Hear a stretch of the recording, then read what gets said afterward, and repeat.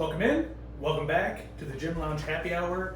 I'm Red. This is Noah. I think this is episode 13. Look at us go. Yeah, just killing it. Being great business owners. Pretending. Yeah. I Fake it till you make it. I did get the bin up there. I see that. And this is now, I think, our third episode that we're recording since I said I would put the bin there. To be fair, we've recorded these in a condensed time frame. It hasn't been 3 weeks. Sure. There is that excuse. You do have that excuse. I got it there maybe like 5 days late. It was supposed to be there Monday, August 1st, and I put it there yesterday, which was August 5th. It's empty. Yeah, where are you guys at? Yeah, seriously. Donations. If you guys want to buy Celsiuses and put Celsiuses in there too, that's perfectly fine. It's a donation to us, but but yeah, the bin there. We'll put a sign up, but it's what do we say? Hats, gloves, coats, blankets. Winter stuff. Yeah, definitely. Anything. Socks are good. for sure. Yeah, socks are a big one. Blankets are good or they're not good? I forget on that one because blankets get wet, right, or something like that. I mean, it's got to be better than nothing. I think certain places do blanket drives, So obviously there's something. Yeah, there's still value there. Yeah, that makes sense. But socks for sure. Yeah, socks are thing. So, yeah, we're gonna need some donations. Yeah, I guess that means I'm gonna help out. I have a ton of stuff that I need to just get rid of, so I'm sure I will find stuff in there. Yeah, I need your old stuff. Oh, first. I was thinking we were getting rid of you. You are on the list. I take all of Red's old clothes that he doesn't fit into that are like anymore. 10 years out of style, so he continues to wear them. Oh, that doesn't matter to me. As you can see by whatever he wears. Yeah, that's fair. That's fair. I got scolded at his bachelor party for wearing socks and shoes. No, you guys don't wear socks with your shoes anymore. He was wearing a pair of like boat shoes with like long socks. Boat shoes? It's the term I use. I don't know that's right. He was wearing like Hey Dudes. There you go. They were off-brand Hey Dudes, but Skechers. Yeah, but they were essentially Hey Dudes, and he was wearing what, ankle socks? No, you were wearing calf highs. They were not calf highs. These are not either. These are shorter, actually. Sure. Either way, white. Just an unbelievable look. So he got yelled at. Got scolded. Not by me, because I wasn't around for this. You allowed it to happen for as long as you've known me. There's not much I can do when you show up here looking like that. It's not like you got other stuff in the. I guess I could have told you to take them off, but I'm not going to make you not wear socks when you're lifting. It's a little weird. Oh, now all of a sudden it's weird not to wear socks. You guys are really confusing. Absolutely. One thing that I noticed as I was editing last week's podcast, or the one that's coming out, whatever, the most recent podcast, as we're going on my laundry list of issues that I have, we failed to mention that I also am wearing these glasses for a reason too. During the bachelor party, I ended up getting an eye infection. He texts me. He goes, "I got a bump in my eye. We might have to go to the doctor like immediately." And I'm like, "Whatever, man. I'm still bringing the alcohol to the doctor's office." Well, I was looking not gonna ruin my time, okay? It was literally a pea-sized lump in the corner of my eye, which is, it's like technically a sty, but not a sty. It's a weird thing where like it's not draining or whatnot. And it showed up like almost overnight, right? Almost. I don't know. Honestly, it's in such a weird spot. Like it's in the corner of my eye, and like I don't exactly like rub in here very frequently. So like I don't know if it was there for a while and it just started getting bigger. Because what made me notice it is that night. So I wore contacts all day, so I'm sure that fucked with like the draining of whatever was supposed to go on. So it probably got bigger. Because like that's some of the issues. It can't drain as well, and that's why it's forming a lump essentially. And so we got back from the casino. It was like 2:30. Something like that, I think, when we got back. And so I take my contacts out and my eye's just watering like crazy. And like the 2 nights before that, it had been like kind of overnight watering with a little bit of discharge, but it's like clear discharge, which is kind of weird because normally if it's an infection, it's like yellow or green, the discharge. Sure. And this was clear discharge. So like I just thought for whatever reason my eyes had been watering extra. My one eye had been watering extra. But then so I take the contacts out, and the eye starts watering like crazy, and I'm rubbing it. All of a sudden, like it starts feeling weird. Like I can't like blink right and things like that. And I think I'd moved the lump around a little bit. And then so like I'm downstairs because my fiance and her friend were sleeping in the bedroom already. So I'm downstairs in the lobby taking a shit when this is all happening. And so I'm now, after I finish that up, I'm now looking in the mirror downstairs trying to figure out what is going on with my eye. All of a sudden there's this little yellow like dangling thing like hanging from the inside of my eye. I'm like, what the fuck is this? So I text Becca. You got a parasite. That's what I thought. That's kind of what it looked like. I'm like, this is disgusting. So I text back. I'm like, hey, meet me in the bathroom upstairs. There's something in my eye. I need you to help me. I'm like, bring a Q-tip. And so we fuck around with it, and we keep trying to give it the Q-tip, and nothing really happens. And then all of a sudden, the yellow thing was gone. And I was still kind of funky, but it wasn't terrible anymore. We put a warm compress on it, and I went to bed or whatnot. But I feel around. It is literally pea size, just this massive lump. So I had my MRI on Tuesday, and I still had the lump going on, and it wasn't really getting smaller. It was about the same size. At least I didn't notice it getting smaller. And this was, we noticed this, it would have been Saturday into Sunday. So it's not like it's been a lot of days, but like we noticed. You were also relatively drunk when you noticed it, weren't you? Right, yes. So I go to my MRI on Tuesday, and I will never go anywhere, as long as I have the insurance I have and the same hospitals are part of the network, I will never go to another place again except for this place. It is Woodstock Mercy Care Hospital. And so I had an MRI scheduled for that day, and Becca needed to be seen for something too. She needed to hop into urgent care because she'd gotten sick over the weekend or whatever. So she goes in to the urgent care because I'm like, hey, I'm heading out there. Why don't you just come with and we'll go out here. She was going to wait till I got back. I'm like, just come with. We'll figure it out. Mm-hmm. So she gets in and out with a prescription in 15 minutes. Of an urgent care. I'm like, that's fucking amazing. Yeah, that's awesome. And then so we got to fuck around for like an hour and a half until my MRI. Because I assumed she was going to take a while. So I'm like, it's going to time out just fine. It's not going to be a big deal. So we had like an hour and a half till my MRI. And my MRI was scheduled for 1 p.m. And they said, show up at 12:30 to get the paperwork done. I'm like, cool. Sure. So I walk in, because we had plenty of time. I walk in at 12:30. And it's a one-sided like little questionnaire. You got to check some boxes that they give you when you walk in. I was just finished with completing that, and they called me back. Nice. And it was like, so like 12:34, I was heading back. I get out of that, and I'm like, oh, I got the eye thing going on. Becca got in and out of the urgent care. Why don't I, go get that checked out? So I hop into the urgent care. I was out of the urgent care at 1:07. My original MRI appointment was at 1. I wouldn't go anywhere else. But so I went in and got the they gave me an antibiotic for it. They said it's just essentially an eye infection, and do some eye drops for a week, and it has gotten significantly smaller. It's like before I could feel it whether my eye was open or closed. Now I can only feel it if my eye is open when I wiggle around with my fingers and stuff. So come lift at our gym if you don't have any brain, eye, freaking issues. I hope it's not contagious. Yeah, me too. I have no idea if I turned the camera on. Oh my god. Did you watch me turn it on? No. I didn't watch myself turn it on either, so this will be a surprise. It's on. Perfect. We are live. Thank you, Jim guys. Did you have any issues going on this past week like that? No, I've been good. Financially. Must be lucky. Yeah, God. Must be lucky. It must feel good. It feels great, actually. Don't you got a little bit of a back issue going on after volleyball yesterday? Yeah, so I did a mud volleyball tournament up at a park, and never done a mud volleyball tournament, but pretty big fan of volleyball in general. And what does that even mean? Like a sand volleyball or volleyball in general. You just like to play it? I like the sport, yeah. Like you go watch tournaments? You like the sport? I don't like it that much. Okay.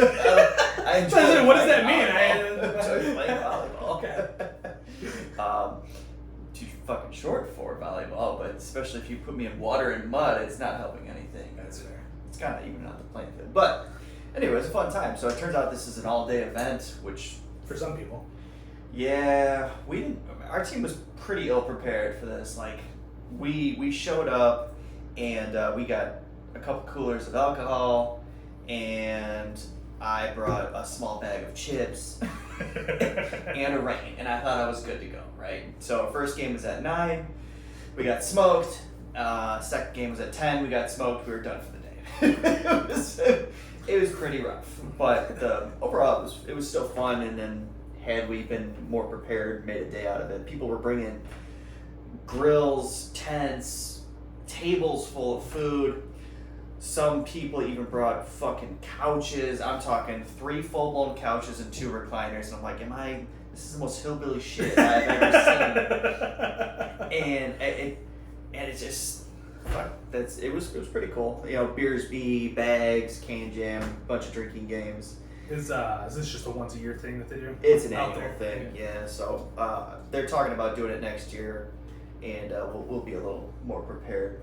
And I'm kind of glad it didn't last all day because I need to get home for the dogs and That's fair. be responsible. I mean, I still drink. Don't get me wrong. Of course. But it was still fun. I recommend it if anybody's even remotely interested. It's a good time for sure. So you hurt your back though? Oh yeah. So after the 2, well, it was 2 matches. So it could have been 6 games. It was 4 because we lost in 2. Oh my god. Well, best 2 out of 3. And you know, when you go 0-2, you don't need to play the 3rd one. Turns out, wasn't even close, unfortunately. Didn't even compete. But I got home, had to take a shower. Obviously, just fucking covered in mud, and naturally I took a nap on Saturday. It was one of those naps you take on a Saturday when you wake up and you're like, is it Monday? It was a completely different day. It felt like. But I woke up and I'm like, my fucking back is tight. And like, when I tweaked my back, however many months ago, it's like the lower right, it's like the hip bone area, and it's even sore to the tailbone. But I'm like, man, this feels like absolute ass. So I came in here, rolled it out with a lacrosse ball, which it's just super sore today still, but in a better way. Not tight, it's just sore, which is to be expected if I'm rolling something out. But Sure. there is I should consider looking into that a little deeper if it's still there. And Is it still there now? yeah, like if it hasn't gone away since whenever I initially did it, which I can't remember what it was. I got a pretty great physio you could check out. She could probably dig into that for you. Yeah, I'm sure if we ever get in there. But I'm gonna see if the chiropractor will take some X-rays Sure. and start there. Yeah, speaking of chiropractor physio, I asked we have the same chiropractor, about physio, like, because I've been going for the last week or so, and literally on his website, he has a whole section dedicated to physio and how it's good for you and this and that. And so I said, hey, and this is like the 3rd session that I've been there with him, like, will I benefit from going and seeing a physiotherapist for the issues that I have? And he just kind of like back and forth, like, well, yeah, you know, if you have the time and the money, I think it's good to do as much as you can. And I'm like, in my mind, I'm like, hoping he was going to give me a recommendation to a physio or something along those lines, which I didn't ask, but the way he was talking about it, it sounded like he just thought it was just something else. It was almost like the one pseudoscience of chiropractor, this guy, thought the pseudoscience of physiotherapy was trash. Is like the way he was like saying like, well, yeah, you know, it's not gonna hurt to do anything more. Like, not like, hey, it's gonna help you. It's, you know, might as well do something else, like, if you want to. Right. Like, I'm like, it's really funny how like that came off. Right. Because that is chiropractic is viewed as, you know, like not exactly super scientific and not exactly medical to a certain extent by doctors and other people, not by everybody. And then physiotherapy is kind of the same thing. It's not exactly viewed as scientific and medical to a certain extent. Like, it was interesting. Yeah, that is definitely an interesting comment, especially from a chiropractor. That is funny. Which, like, does the physio ever tell you to go to a chiropractor? Yes. Yes? Okay, Yes. so that's positive. And I've even gotten positive feedback from the chiropractor about the physio, believe it or not, too. It wasn't, like, overly, you know, pushing me towards a physio. Sure. But it was like, yeah, it was good things to do, you know, next to each other. Well, that's what I asked too. I'm like, so what order should I do it in if I'm going to go see a physio? I'm like, I never got that. He told me it didn't matter. Okay, just... He said if you're going to do it, he said, to a certain extent, if you go before chiropractic, the muscles will be a little more relaxed, so it might feel easier to adjust. But he said beyond that, no, it doesn't really matter whether you do it before or after. But I think there's got to be a better, like, there's got to be a way that's better than the other, right? I would imagine so, and he says the muscle's gonna be looser, so it makes his job easier. But like from a health perspective, There's got to be a better approach, right? Yeah. Because like I can think about it two ways. Like it makes the adjustments easier, so then the muscles are already primed. They're going to allow the bones to go where they need to go or whatever when you adjust you. But the other side of it is, I'm thinking you adjust, get the bones where they're supposed to be, and then work the muscles so that they're assisting with keeping it in place. Is kind of the other thought that it could be, like in my head. And I don't know which way is obviously the correct way. If you ever actually get to the physio, maybe you can ask her. Sure, absolutely. I'm just gonna keep seeing my massage guys over your mall massage my guy. mall massage. And I'm 2 massages into my 10 free. Yeah, 10 minutes free. 10 minutes free. Yep. After 10 sessions of 9 sessions. 9 sessions of 30 minutes, and they give you 10 for free. And I'm not sure if they're just not talkative or if they don't speak English very well. I'm not sure which one it is. There's some sort of Asian, and like there is very little communication going on the whole time. I don't know. Like, I think I'm one of the few that will sit there and talk through my 90-minute physio session, where other people just want to relax And I don't need them talking to me while I do it, but like it's very simple. Of like the only instructions I get are he puts a paper towel down on a little face thing, it's one of those chair ones, and he taps on it for me to sit down. and then it's okay, sit up. All right, I'll sit up. Does a couple things like okay, done. And then and then it's do you want a water? No, yes or no. Take the water or not. And then it's it's $35. Like he runs it up, and that's the only words that are said the whole time. And so I don't know if it's just hey, I don't want to talk to you, or if it's a communication barrier. Whatever it is, great massage. The first time, dude was rough. Say it was the same guy? I don't know. It was weird because I'm obviously don't really pay attention to the faces because my head is down the whole time. So like all I can see is their shoes and pants, and he had the same shoes and pants as the last guy. Right, because there's probably not a uniform that they wear. Exactly. So I don't think it was the same guy because he had a different method to the madness. Like he approached it all differently, and the second guy was much gentler. And so I don't think they were the same guy, or maybe it was the same guy who was just really pissed off at me the first time. I don't know. What time did you go at the same time of the day? Surprisingly, same day, same time. Same day of the week, same time. I didn't do it intentionally.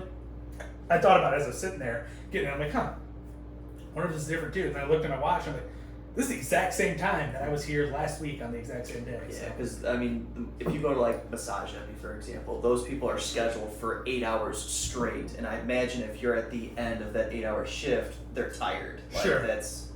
No, in the mall like that, I'm sure how busy they are probably is different every day. So to your point, maybe he wasn't very busy that first day, and so he had a bunch of energy, and then this day was busy all day and had less energy. I don't know. And I'm going at like 4 p.m. So if it's been a busy day, it's been a busy day by then. Yeah, for sure. Yeah, I don't know. There was so going back to this volleyball tournament, and I didn't know I only knew one person out of the like 8. And yes, there are 8 people playing at this volleyball, which is atypical. What's the normal? Play 6? I think it's 6. Huh. So they yeah. But I think the person that I knew from the group had mentioned something about the gym, because one of the guys brought it up. He's like, "Oh, you got the gym?" I'm like, "Yeah, me and a buddy." And so we started talking. They're like, and everybody's all gung ho, like, I need to go lift, I need this, I need to diet, I need to lose weight, this, that, and the other. Everyone's sure. And then I started getting a little deeper with one of the guys who goes to Peak, and he's talking about Peak, and I'm asking him about his experience. I never lifted at Peak. I think you have. Yeah. And did you have a positive, negative experience with Peak? It's a fine place. Like it's typical gym. It's got nice amenities. Like it's reasonably priced for what you're getting. For what you get. Because like if you don't know what Peak, it's a local gym here in Rockford. It's pretty large gym. Their cardio section is probably 3,000 square feet alone. Like just the cardio. 3 times the size of our normal gym, yes, of our full gym. And then they got a good weight section. They even have a section, at least they used to, up top that was for women only.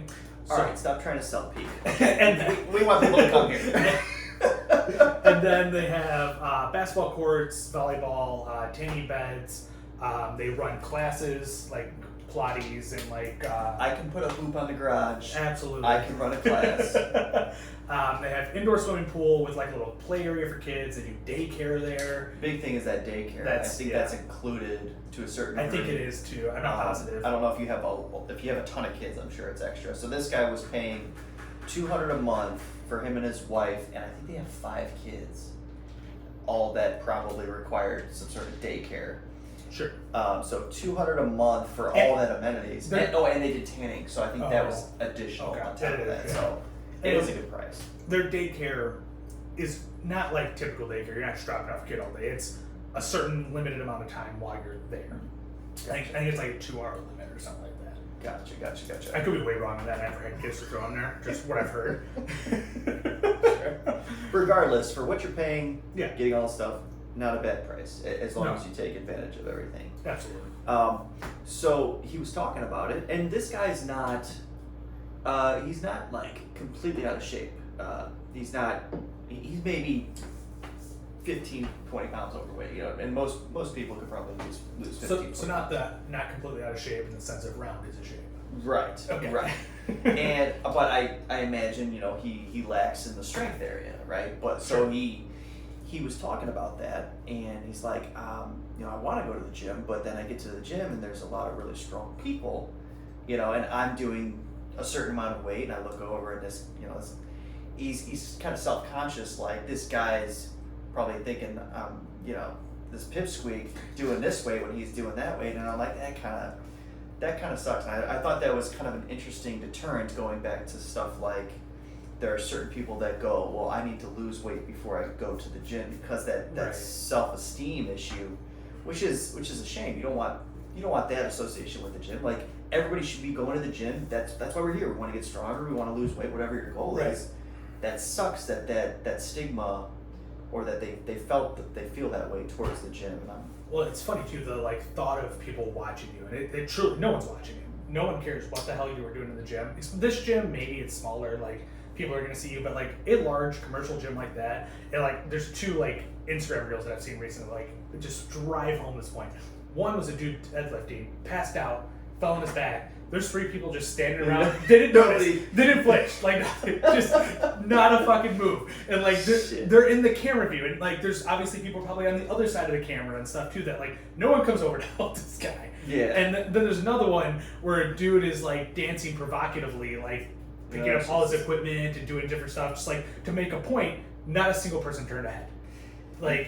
No one cares. Yes, someone may look at you here and there, and if you're a woman, it's probably slightly different too. Sure. But as a man, no one cares what the fuck you're doing. Right. And to that point, you and I might be a little more observant, being trainers, and we're I watch people here at our gym, sure. Hey, are they being safe? Yeah. Do they need a hand? Do they need a tip or whatever? Or do I need to congratulate them? Hey, that was a fucking awesome lift. I know what their capabilities are typically.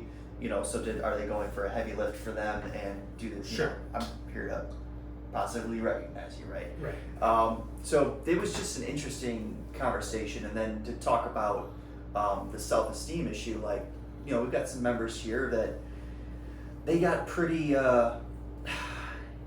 He mentioned that he didn't like some of the exercises that I programmed for him, and when I think of an exercise I don't like to do, it's because it sucks and it's not fun for me, or maybe it is just super tough for me. And to that point, it wasn't that he just didn't like them, it was that he couldn't do them. And I'm like, well, okay, that's identifying a weakness, and we need to work on that. Sure. So, and there's ways to do assisted versions of this exercise. So we started with that, and he did not like that concept.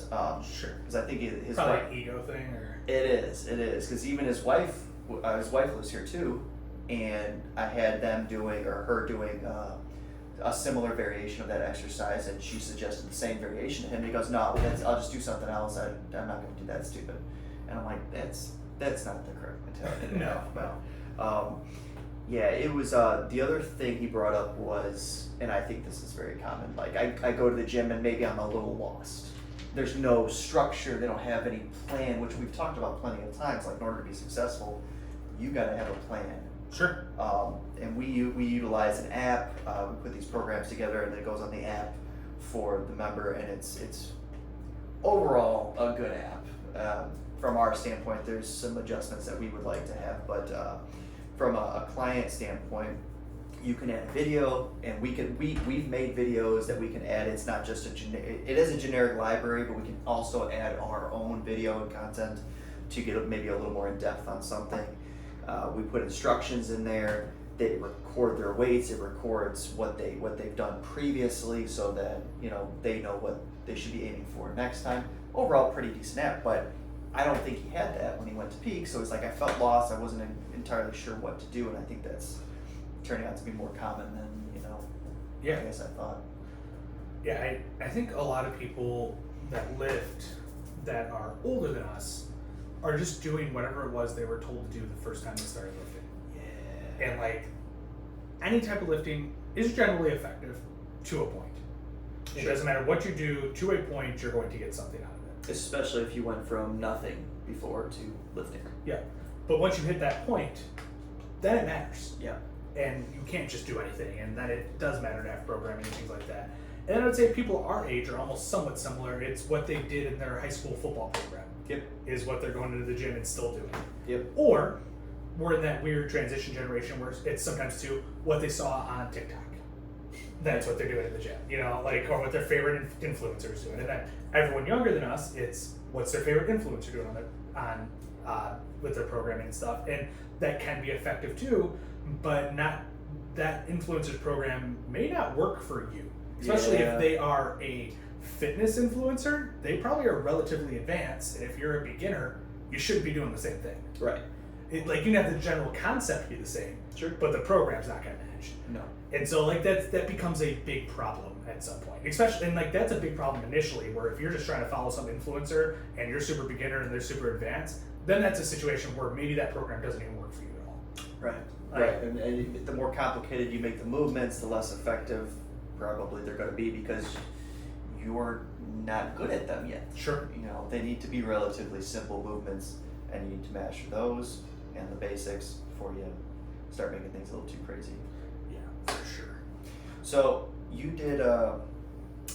Red's kind of in limbo right now, trying to figure out his head and health issues. But he did come in to lift, and he's like, I asked him what he was going to do, and he's like, I might do biceps tries. I'm like, I already have one put together. Do you want to give it a shot? How'd that go? It didn't do much for me. And I'm like slightly sore. This was yesterday. Slightly sore in the biceps, and for me, my DOMS does tend to hit like 24, sometimes even 48 hours later. So like, we're not 24 hours in yet. So maybe soreness will set in as the day goes on. I'm not anticipating it because I didn't get even a pump at all out of his little bullshit Which workout. is interesting, because you had failure how many times? Twice in the first exercise. I just chose my weights wrong apparently. Everything else went just fine. Maybe you went too light. I don't know. If I was supposed to be hitting failure, then yeah, I probably went too light. I was sitting at about an RPE 8 for everything, right in that range. And I just kind of randomly. And how long did it take you? It was quick. 30 minutes tops, 25, 30 minutes, something like quick. that. Yeah. But, it's great if it's quick, but it doesn't do anything for you. Well, you're not supposed to race through it either. It is. You told me 60-second rest. Sure, in between sets, but don't race through the set, maybe? It's not just coming in here trying to do it as fast as you can. I put this stuff together. I get a massive pump through that exercise. Yeah, but I'm on also drugs.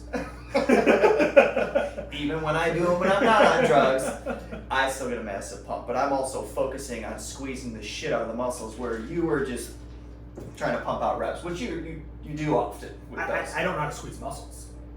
That sounds like a you problem. Like I can't. I don't know how to squeeze my bicep. I can squeeze my tricep.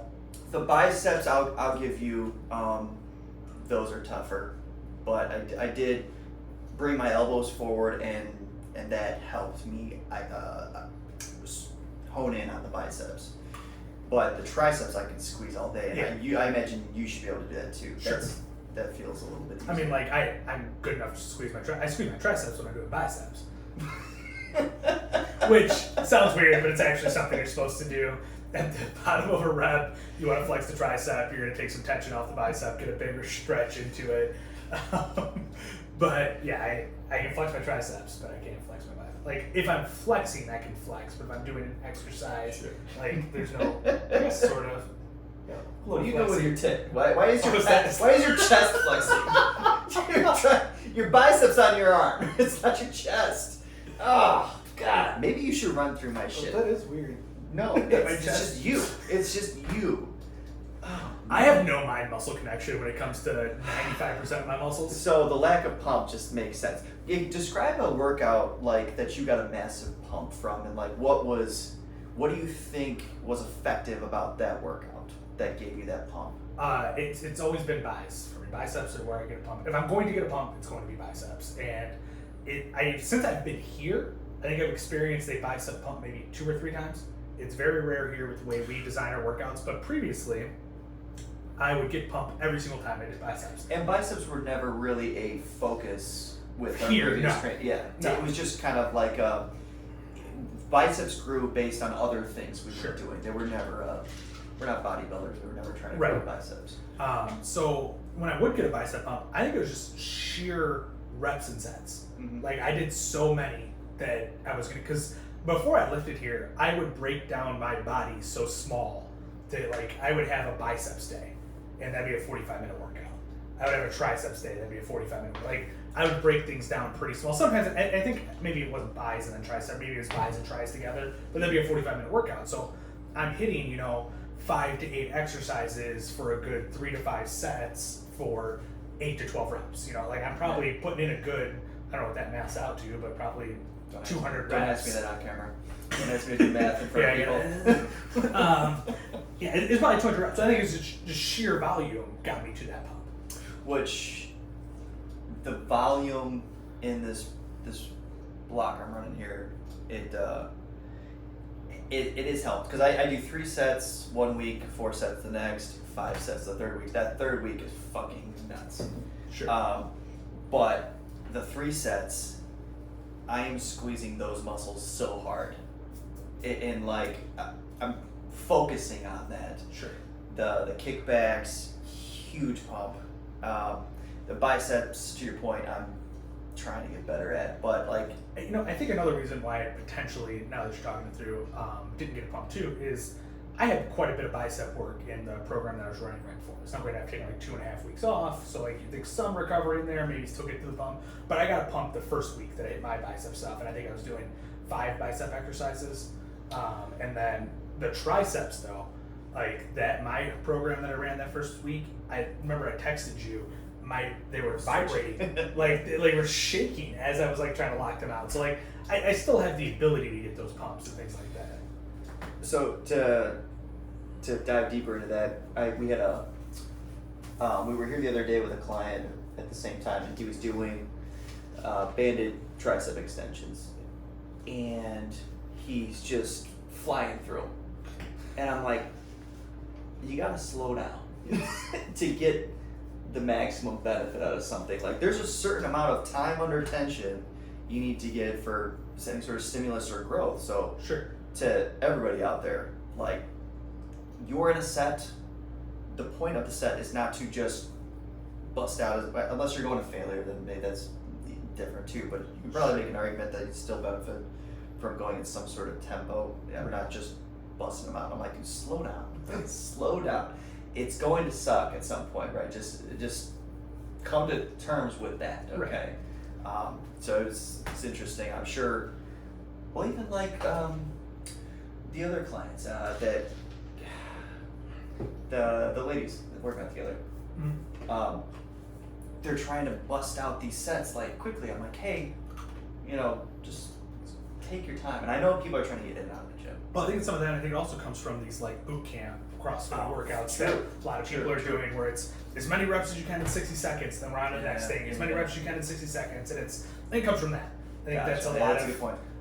Not necessarily all the clients, but I think that's where a lot of people are coming from, is they're running through that stuff, and all that is, it's quick reps, as fast as you can, trying to do, all these things, and there's a time and a place and a purpose. Absolutely. But generally what we're doing here is not the time or the place. Right, and yeah, no, exactly, and you typically, speaking of time and place and rest periods, one of the clients was like, oh, you guys assign a rest period, but I typically go quicker than that. I'm like, that is not why they're there. They're there for a reason. Yeah. And the reason is based on the focus of your program. There's a certain rest period for hypertrophy and a certain rest period for strength building. And the general concept is hypertrophy. You're trying to get a lot of time under tension and just kind of break down the muscles. Is generally what the aim is. Towards strength, you want to put in maximal effort, maximal strength into every Each single set. Yeah. And so you're taking longer rest periods if you're strength focused. And when you say longer, what do we? 3 to 5 minutes is typical strength rest period. And hypertrophy. 60 to 90 seconds is pretty typical. Yeah. So keep that in mind too when you guys are, if you're putting together your programming or if you're trying to, work towards a specific goal. So those rest periods do play a factor. Yes. Speaking of sets and reps and all that stuff, we just watched a video on Instagram of a guy who's doing 2 sets for every exercise, but he's taking everyone to extreme failure. Yeah. And it's a very interesting concept. The way he explained it is when he first started lifting, he was short on time. It's failure twice. Yeah. Because he's doing unassisted. Like the exercise he was demoing on, he was doing lateral raises on the cable Yep. machine, and so he's doing normal reps, pretty quick normal reps, and then the reps start to slow down. He's struggling, he gets them up, and then he starts assisting the cable with his other hand to finish the rep, and then it gets to a point where he comes up, and now there's slow lowers back down until he can't do them anymore, and like that is total failure. You're like, you were not going to find more failure than that, and he's saying that he's doing 2 sets per exercise doing that, and his body. He's ripped. Yeah, it looks good. He was older. Yeah, I think he had it in mid-60s. But probably. he was jacked. Yes, and he looked good. So like obviously what he's doing is effective if he's being truthful about what he's doing and everything. Sure. And it's tough to say because he said that's what he used to do. Mm. Because he was short on time. That's how he started doing it and stuff. And it's not like he's maybe switched now to a certain extent. But it feels like there's some validity to that concept. I agree to certain points, and we dive pretty deep into the psychological aspect of the gym, or we pay attention to it. I think a lot more than other people do, and I think it's definitely beneficial to a degree if you're trying to grow. I don't know if I trust so many people to push themselves to that point. Sure. But do you need to push yourself to the absolute max in that setting, or if I get to 90% or 80%, I'm sure it's still effective. Yeah. If you're hitting 2 sets to what's essentially, let's say he's probably hitting like an RPE 15. Sure. Is probably roughly what he's at. Let's say you're hitting 2 sets to an RPE 11. Instead, you're probably still effective. Sure. Maybe. I don't know the research on it or whatnot, but to a certain extent, when you're trying to hypertrophize, you are just trying to break down the muscles. And if you're getting close to failure or hitting failure and just slightly beyond, you're probably breaking down the muscles, especially for 2 sets. Yeah, I couldn't imagine doing that every day I came in to lift. Yeah, I think it would become daunting, but if he's, again, short on time, and maybe he's only doing 3 lifts a week. Yeah. You come in Monday, Wednesday, Friday, and you lift for 45 minutes, and you hit all the stuff to failure twice. Is that not as mentally daunting? I don't know. I guess it depends on. I'm ready to hit it hard on a set to failure on certain exercises, right? Like to your point earlier about squats. Yeah. Going to failure on squats sounds horrible. Right. Going to failure on some bicep curls, right? That's whatever. I can do that. Yeah. I can do that. Triceps. And he seems like he takes the bodybuilding approach, so he probably is doing a lot more isolation, accessory exercises, and I doubt he's going to failure on a main mover. Yeah. At least I would hope not. Yeah, I don't know. But I'm also curious on his diet too. Like, what Sure. I'm always curious. What's the full scope? Yeah, absolutely, and that's obviously going to play a factor. Who knows? If my head shit keeps going on, I might run something like what he's doing just to try it because I don't know. In some stakes, I'm trying to avoid a ton of high weight, high strain things that are affecting like me straining my neck. And I guess when I first initially think about it, I'm like, well, I do all these isolation exercises to be low strain, but if I'm going beyond failure, then maybe it's super high strain. Yeah, which you found the other day, you were still tensing. When I was doing just curls, like and it wasn't like a feeling of tension, but like my traps, like I pulled my shoulders down to make sure I'm not using my traps, but they were still bubbling up, like they were flexing. And so like I clearly, but who knows? I think there's a certain amount of trap used just to support holding weight. Like that's why you can do like farmer's carries and things like that and work your traps. And so maybe that's all that is. That's not actually anything. but it's still a problem to a certain extent if I'm trying to avoid straight. Did you feel that in the triceps though? Well, there was no feeling, but it was a visual. Like I saw it in the mirror, Gotcha. and we don't have mirrors around our whole gym, so I wasn't able to see it really during the tricep stuff. And it'd be tough too, because like some of the tricep stuff. I mean, you're up here, right? You're really gonna see. How's it feel today? Like, how's your head feel today? So my neck was incredibly sore this morning, but it was. Okay, so it was also my neck was incredibly sore yesterday too. So like I'm not exactly sure if I got maybe it's all these adjustments fixing my neck. It's just gonna be sore over time. Gotcha. But the headaches and brain fog and all that stuff has been gone for basically 4 days. I haven't had anything of it. I got a little bit of a headache yesterday, and I got a little bit of a headache today. But like for the most part, it's all. It was the brunettes. Brunettes. Yeah, I gotta go get some more brunettes. I'll flip back out. Good for you. So who knows? Maybe, I don't know the route that I'm going to take to get back into lifting. I think it's just going to be kind of. You're in a weird spot timing wise, right? Yeah. Right now, we're leaving for Iceland. Today's Sunday. We leave next Saturday for Iceland. So I'm not going to fuck with shit this week. I don't want to like go on vacation and have all these major issues going on and stuff. I imagine you continue some sort of cardio, right? You still Yes. want to lose the 5 pounds in the week. Yeah. And you're at where? So like it's technically, I guess when I ended up looking at the scale, 6 pounds is what I really want to lose. I wanted to be 220 before I left, and I was 226 on Wednesday.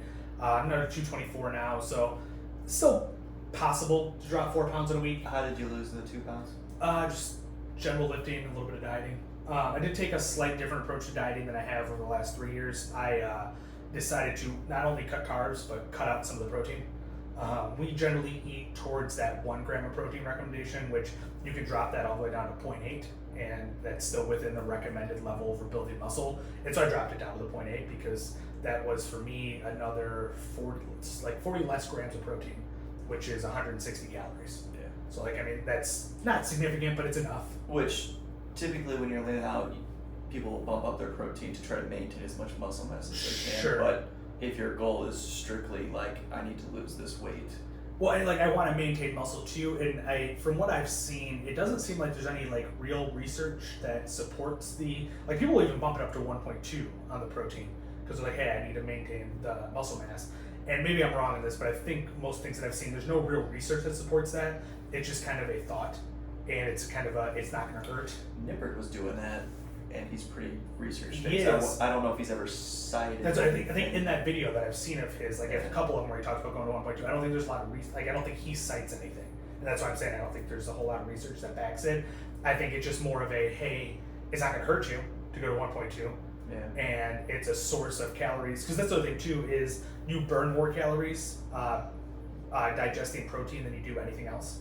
And so if your calorie source is from more protein than it is from anything else, you're already naturally burning more. So it's net is not as many calories. Sure. So I think it's another reason to bump up the protein for some people, because it makes you feel fuller, and it's going to give you calories that aren't as meaningful. Sort of. It's kind of weird because protein's more meaningful to a certain extent for building muscle, but it's less of a calorie. Yeah. So How did you feel hunger-wise? no issues. Yeah. We had an interesting conversation about fullness. And apparently Red likes to eat until he's ready to puke. No, just short of that. Oh, In just my- short of that. 'Cause you don't want to waste everything you just ate it by puking. Sure. It's not a waste. Oh my It god. just gives me more room. Oh my god. In my mind, there's full and then there's sick full, and I think everyone can relate to like what I mean by that. You've probably felt sick full, like you're gonna puke. Yeah. Like it's painful sometimes because you're so full. I don't know if you've been there, but Very, very few times, but and I like to be full. That is the point that I like to feel. I like to feel full, like I have food in my stomach. so when you say you feel full, that's just before sick. So like your stomach is expanding. Probably. I don't know. I don't pay attention. Yeah, that's definitely a thing. There are times where I just eat food and I don't feel bloated. I'm gonna say bloated. It's probably not the right term, Yeah. but my stomach feels enlarged, than before I ate. Sure. And I'm perfectly content with that at times, as long as I'm hitting, I hit my macros. Yeah, that's not satisfactory to me. I want to feel full. I want to go to a buffet. Which is it's just interesting psychologically. What is that desire to feel full? Like, why is there no satisfaction from just eating a normal person amount of food? What? It feels good to be full. There's a desire. I don't know. I think I'd feel fine not being full too if I'm a big variety guy. That's why I like buffets and things like that. I don't want a lot of one thing. I want a little of everything. And so I think if I went somewhere, had a little of everything, and I wasn't full, I'd probably still be satisfied. Because Do you think mentally you'd have the discipline to only eat a little bit of everything? That's where I think I probably wouldn't end up satisfied. Is because I do have the mental discipline to not eat everything in front of me. I do it all the time, and I'll hold back, but then I'm not satisfied, and that's where in my mind feeling full satisfies me. That is an interesting psychological something going on there. I should be dissected. You should be. I cannot wait till that day. I just. You don't want to be full? I'm full. I'm just not exploding. It's not full. It's full. If you were to have a garbage bag, I'm not and it's only hungry. and it's only up to the top, but you haven't shoved it down. It's not full. It's just to the top. If I'm not hungry anymore, that's what I define as full. Weird. That's not me at all. Because I could have a protein bar right now and not be hungry, but I'm not full. Sure, but I don't have the desire to keep eating, which is I think where we differ greatly. And don't get me wrong, that's been a problem, right, for me in the past when I'm trying to put on size. And we're given the same macros, and you're like, God, I wish I had 100 more grams of carbs, and I'm like, fuck, I wish I had 200 grams less of carbs, because this is murdering me. Yeah. That's interesting. Yeah, this whole thing came about because I sent him a video where it was talking about calorie, not dense, volume dense foods. Oh yeah, fluffy food. Yeah. They're not. What it is. They're not always fluffy either. It was just the one that happened to send him was this fluff essentially, but it's all about putting a lot of volume but with low calories, and it's for people who are similar to me where they want to feel full and they want to eat a lot type of thing, and you're not going to consume a lot of calories that way. A lot of our clients here are more like Noah, where they need calorie-dense foods so that they can, eat a small amount but get a lot of calories. And it seems like there's very few recipes out there that or at least when I'm scrolling across Instagram and TikTok, I don't come across those calorie-dense recipes very frequently. No, I that's interesting that's not trending at any point when it seems so relevant, but prevalent. That's the word. That people are under eating. In our gym, at least. Yeah. That's been our experience with what we've seen come through here. But maybe that's just not the common thing. Because when you do think about it, more often than not, people are overweight and they're trying to eat less. Yeah. Is generally what you see, commercially across the public to a certain extent. And so our gym just might be weird. Maybe. I have no idea. But yeah, so that's one of those things where we differ big time on. And oddly, the solution for me is out there, but the solution for you doesn't seem to be as readily available. No. The solution for someone who is looking for calorie dense foods isn't, hey, go eat calorie dense foods. It's just, hey, eat less. Yeah. Is what they're instructed to do. And it's have smaller portions and this and that. It's there's got to be a way to pack on to make something calorie dense. Right, and the calorie dense foods that I consider calorie dense, right, are like rice or potatoes, which I can eat a lot of rice, but anything greater than that just requires more volume. There's no. Right. And is rice even calorie dense? It's similar to potatoes. Which to me, neither one of those things are that. To me, they're not calorie dense. sorry, I guess I'm thinking of carbs. I wasn't thinking like something that's high in fat that would maybe Oh, calories. I'm just thinking high calories in general, because like to me, like I can eat rice for fucking days, So can I. and I just feel like I'm not, and I still don't consume very many calories. So. Like, because what, a cup of rice is what, like 40 grams of carbs, Yeah. and so So what do you have that's higher than that in terms that's of what, carbs? I think there is stuff out there. I just don't know what they are because I'm never looking for them. Yeah. That's not something I'm tracking, trying to find. It's probably to a certain extent, like you're saying, things that are higher in fat, but then you're restricted on the amount of fat you can eat. So, Right. and I guess the other way, it's probably high in sugar, probably accomplishes that to a certain extent too, because sugar is kind of low volume. Sure. Like a bunch of Skittles. Yeah, and I'm not saying it's a good approach. I'm just Sure. trying to think of things that are calorie dense, and there's just not a lot that I've seen. Yeah, it's weird. The only time I look for calorie dense foods is when I'm on a refeed after a water cut. That's generally what you want. You want calorie dense foods because you're trying to consume as many carbs as you possibly can when you're on a refeed. Specifically, simple sugars, right? Yes. So calorie dense was not necessarily high in fat. No, High in carbs. High in carbs. High in simple carbs. Like it's much easier to do the Yeah. sugar and stuff there. And like one recommendation I've seen is like coffee cake. It's supposed to be really good for that. Never had coffee cake in my life. I like coffee cake. It's not super satisfying, but it's fine. Maybe if you had two of them, 2 coffee cakes, you would be full and satisfied. I'm so confused with your. That's the crazy part too. Is there's the other side of it where I hate when I get full, Oh, and God. then Here we go. but I haven't eaten anything I've enjoyed that much. Like you ever do that where like you No, I'm just gonna say no right now. You and I are not the same. It's fascinating though. you've never gotten full from something and you're like, I wish I could eat something else. No, I just don't want to eat after that for a while. And I've also had the experience too where I've gotten full and I'm like, whew, I wish I wasn't full because I'd love to eat more of that. No. Really? Because when I start to get full, food starts to taste differently and like Really? this, yeah, and not taste good. That's interesting. Yeah, so something that comes with like pasta, I can only eat so much pasta. I'm like, this is gross. I'm trying to think of another food, Wow. but yeah, typically it's. I don't think I've ever had so much pasta that I was like full. This is how this cat gains 10 pounds in a 3-day vacation. Yeah, I'm dropping down to 220 for this Iceland trip, coming back at 260. Oh my god. Maybe. I don't know what they eat in Iceland, and I think it's a lot of fish, and I don't eat fish, so I might not be eating. I might be down to 210 by the time I come back. That would be the strangest vacation story I've ever heard from you. Yeah, it would be. It would be very abnormal. I don't know. But I think we got one more of these to record before I head off, so we'll talk a little more about Iceland probably in the next one. And we're running out of time, so it's time to get out of here.